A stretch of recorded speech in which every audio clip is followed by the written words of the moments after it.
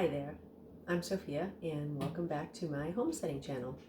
Today I'm going to make a French rustic bread in my Dutch oven, and I just want to show you how easy it is to put together 5 ingredients and make a delicious, clean bread.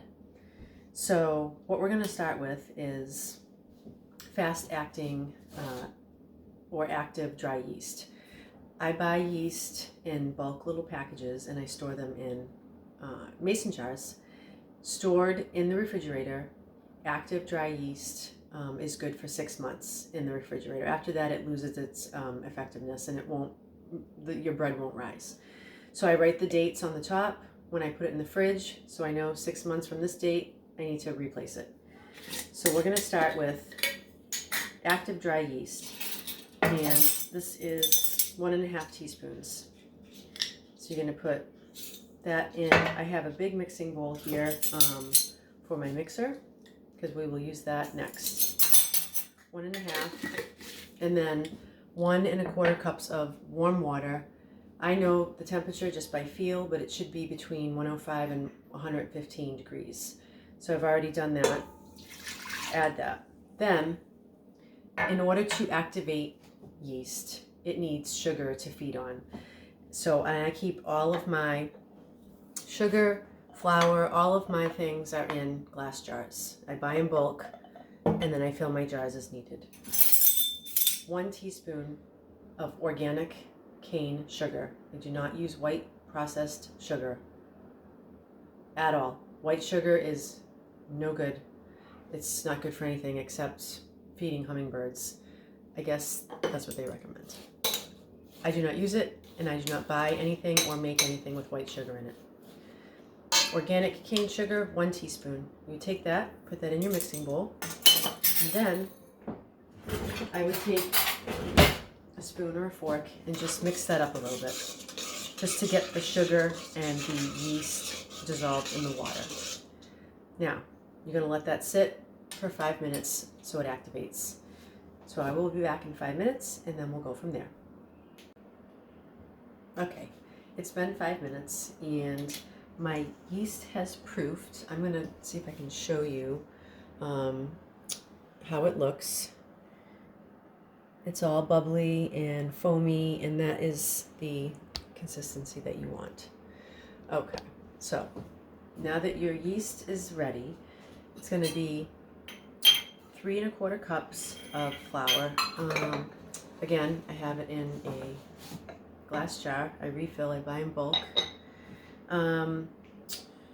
This is King Arthur flour. I do try to buy organic flour when I can get it. It's more difficult to get it in stores. I usually have to buy it online. I usually get it through Azure Standard, which is an awesome company-run, family-owned business out of Oregon, and they have tons of organic products in bulk. Their prices are great. However, I have not put an order in. They deliver once a month. They send a tractor-trailer truck full of goodies up the East Coast and do a drop. And I just haven't placed an order in a bit, so I try to buy a whole bunch of stuff at once. So when I don't have organic flour, I use King Arthur flour, just all-purpose. It is non-GMO.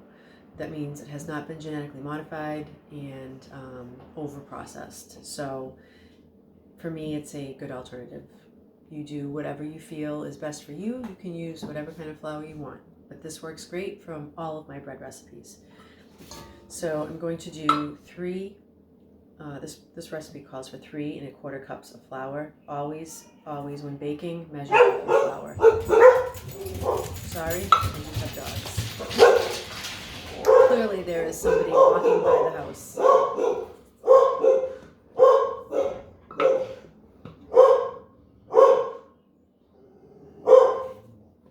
That's 3.25. Again, measurements are very important in baking. Not so much in cooking, but baking is very important that you measure everything accurately. So that's 3.25 cups of flour. All-purpose or bread flour is fine. And then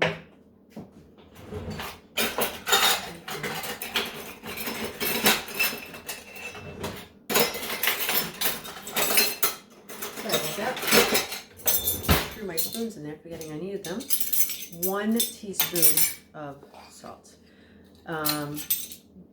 Not white salt, not iodized white salt. That is overly chemically processed. It is not good for you. Sea salt, Celtic sea salt, Himalayan sea salt is a better choice in my opinion. Again, just my opinion. You do you. This is 1 teaspoon of pink Himalayan sea salt. You add on top of the flour. You don't put it in with the yeast because it counteracts the purpose, and it just makes for the yeast not to activate properly.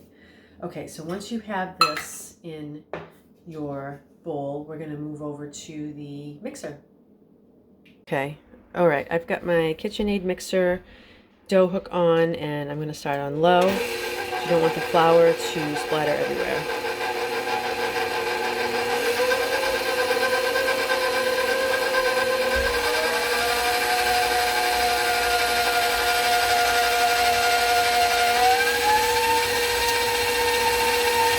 I would let this mix and knead itself for about 5 minutes. Okay, and this is the finished product after you've let the machine run for about 5 minutes. And then I would take a little bit of olive oil and just run it around the sides. And this is just for rising so that it won't stick when you go to take it out. I would just make sure you do that, and then you cover with a clean, dry towel, just like this, and you're going to let this sit for 2 hours. So we're going to let it sit, and I'll be back. Okay, I'm back. My bread has been, well, I should say my dough has been rising for several hours, and this is what it looks like. I've got some parchment paper on my island, and I'm going to roll the dough out of the bowl onto the parchment paper. Now, I'm just going to, it's already kind of in a ball anyways, but you want to just kind of form it into a nice ball.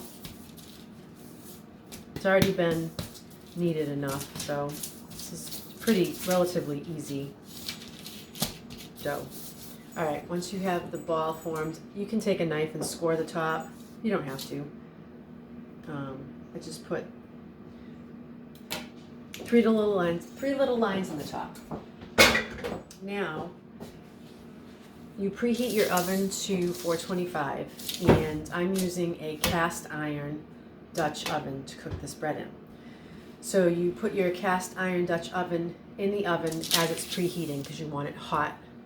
So I'm going to take it out and show you. I have a trivet here to set it on.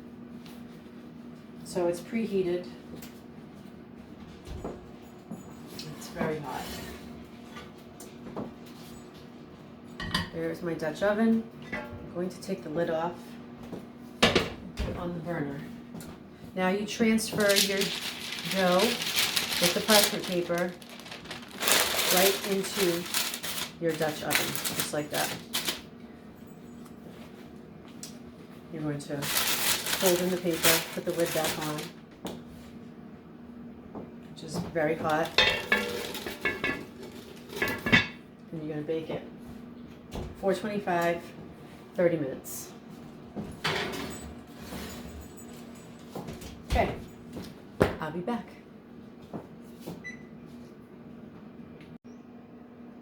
Okay, it has been half an hour, and I just took the bread out of the oven. After 30 minutes, I took the cover off and left it for another 5 minutes just to brown the top. I'm going to show you what it looks like.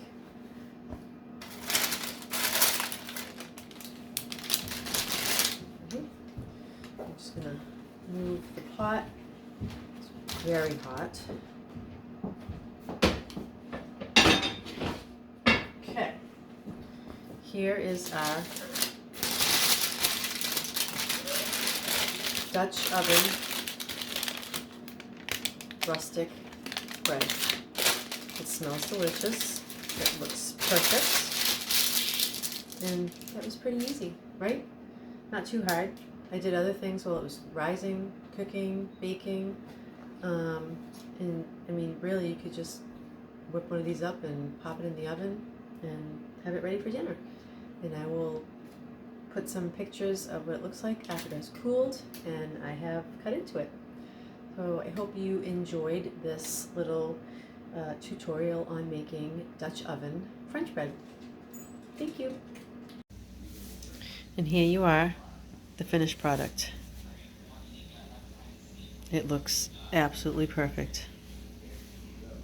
And I can't wait to have a piece. I hope you really enjoyed making this bread with me.